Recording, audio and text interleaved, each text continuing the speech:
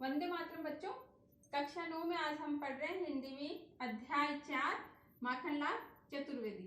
देखिए, हम इसमें सबसे पहले इनका कवि परिचय पढ़ लेते हैं कि ये राष्ट्रीय चेतना के प्रखर कवि कहलाते हैं। हाँ, राष्ट्रीय चेतना के इसलिए प्रखर कवि कहलाते हैं क्योंकि इन्होंने अपनी रचनाओं में ज्यादातर राष्ट्रीय चेतना को समाहित किया है। राष्ट्र प्रेम के ऊपर ज्यादा इन्होंने अच्छी अच्छी कविताएं, अच्छे अच्छे काव्य रचनाएं की है और राष्ट्रीयता को विशेष महत्व दिया है अपनी रचनाओं में। पहली बात। दूसरा कि ये है, अपने जब स्वतंत्रता संग्राम चल रहा था उस समय ये कवि थे और इन्होंने एक काव्य रचना ही नहीं की है, इन्होंने खुद स्वतंत्रता संग्राम में भाग लेकर उसका एक हिस्सा ये बने थे और खुद ने जो अनुभव किया, जो अपने ऊपर इन्होंने भोगा, वो सब उन्होंने अपने कविताओं के माध्यम से, अपने काव्य के माध्यम से लोगों को अवगत कराया था और लोगों में राष्ट्रीयता की भावना प्रकट करने के लिए भी इन्होंने कई पत्रिकाओं का भी संपादन किया था, जैसे प्रभा है, प्रताप है आदि पत्रिकाएं भी इन्होंने संपादित करवाई थी और इसलिए इनको राष्ट्रीय चेतना के प्रमुख कवि के रूप में माना जाता है। इनका जन्म मध्य प्रदेश के होशंगाबाद जिले के बाबई गांव में सन 4 अप्रैल 1819 ईस्वी को हुआ था और इनकी मृत्यु सन 30 जनवरी 1968 को हुई थी। कहते हैं मात्र 16 वर्ष की उम्र में ये शिक्षक बन गए थे। कहते हैं कि 16 वर्ष की उम्र में, यानी 9वीं या 10वीं में जिस उम्र में बच्चे होते हैं उस उम्र में तो इन्होंने शिक्षक का पद प्राप्त कर लिया था। लेकिन कहते हैं बाद में अध्यापन कार्य इन्होंने त्याग दिया और प्रभा नामक पत्रिका का ये संपादन करने लगे। संपादन कार्य पत्रिका निकलवाने लग गए।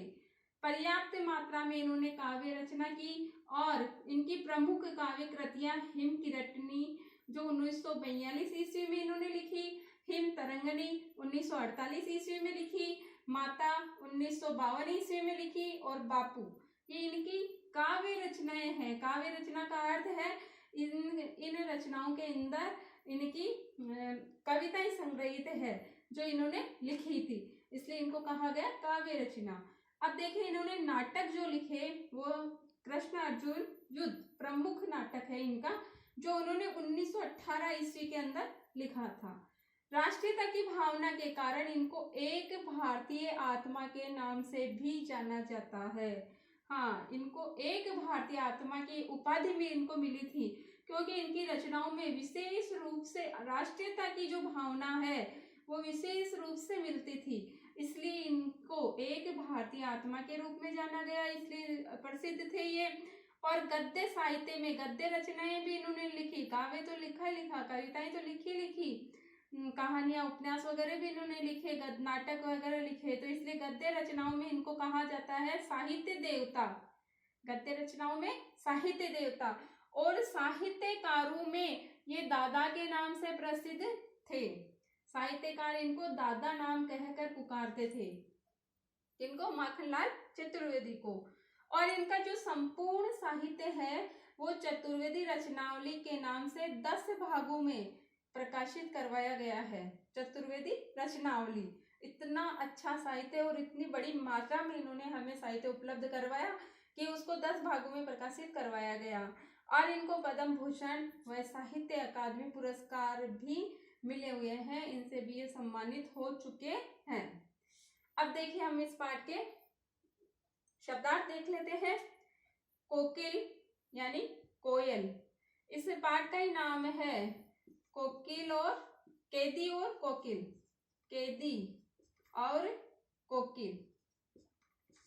तो देखिए, कोकिल का अर्थ है कोयल, बटमारों यानी लुटेरों, तम यानी अंधेरा, हिमकर यानी चंद्रमा, कालिमामयी यानी अंधकार युक्त, आली यानी सखी, हुक पड़ी दर्द में रो पड़ी, मृदुल मधुर, वैभव धन दौलत, बावली यानी पगली, दावानल जंगल की आग, ज्वालाएं आग की लपटें, जंजीरों का गहना, हथकड़ियां, चर्रक चूं लोहे के यंत्रों से निकली आवाज, यानी लोहे के यंत्रों से बनी हुई जो मशीनें होती है फिर जब उनको चलाया जाता है तो उनसे जो आवाज निकलती है वो आवाज इस कविता में इन्होंने लिखा है चरकचू। मोट, मोट कहते हैं चरस, जो चमड़े का एक बड़ा सा थैला पहले के जमाने में होता था। अब तो कुएं से पानी निकालने के लिए भी बड़ी बड़ी मशीनें लगा दी जाती है। पहले मोट से निकाला जाता था, चरस से, जो चमड़े का बना हुआ होता था, और उस थैले को भर भर के निकाल के बाहर गिराया जाता था। तो वो जो चरस था वो कहलाता है मोट। जुआ, जुआ होता है हल खींचने की, जो बैलों के कंधे पर जो लकड़ी, दो बैलों के बीच में एक लकड़ी लगा दी जाती थी, बीच में हल लगा दिया जाता था, तो वो जो कंधे पर जो लकड़ी रखी जाती है उसको कहा जाता है जुआ। जो कवि कह रहा है कि हमें उस मतलब जेल के अंदर इस तरह बैलून की तरह कंधे पर लकड़ी रख कर और जुआ मतलब खींचना पड़ता था, अर्थात हल जोतना पड़ता था। रजनी यानी रात, हुंकृति यानी हुंकार, व्याली यानी सांपिन या नागिन, रणभेरी युद्ध का नगाड़ा, मोहन, मोहन शब्द आया इसके अंदर गांधी जी के लिए, क्योंकि गांधी जी का पूरा नाम था मोहनदास करमचंद गांधी। आसव यानी तरल पदार्थ, यानी शराब है, रस है आदि, वो कहलाते हैं आसव। अब देखिए बच्चों, इस कविता का नाम है कैदी और कोकिल। इसमें माखनलाल चतुर्वेदी ने जब उनको स्वतंत्रता संग्राम के कारण जेल जाना पड़ा और अंग्रेजों ने उनको जेल में कर दिया कैद, और वहाँ जेल की काल कोठरी में, अंधेरी कोठरी के अंदर उनको रखा गया, और वहां पर जब वो रह रहे थे उनको क्या क्या यातनाएं उनको दी जा रही थी अंग्रेजों द्वारा, कैसे कैसे मतलब उनको वहां पर सहन करना पड़ा। तो वो कहते हैं कि रात को एक कोयल आकर वहां पेड़ पर बोलती थी, उस कोयल को संबोधित करके उन्होंने ये कविता लिखी है कि एक तरफ तो वो कैदी हैं जो बेचारे जेल के अंदर हैं, जो स्वतंत्रता के लिए लड़ाई लड़ रहे हैं हमारे देश को गुलामी से बचाने के लिए, और एक तरफ वो कोयल है जो उनकी इस तकलीफ को देखकर किस तरह वो वहां पर आकर गाती है, उसको संबोधित करते हुए वो हमारे देश की जनता को इस कविता के माध्यम से राष्ट्रीयता का संदेश पहुंचाने का कार्य कर रहे हैं। तो ये कविता हम अगले वीडियो में पढ़ेंगे, कैदी और कोकिल।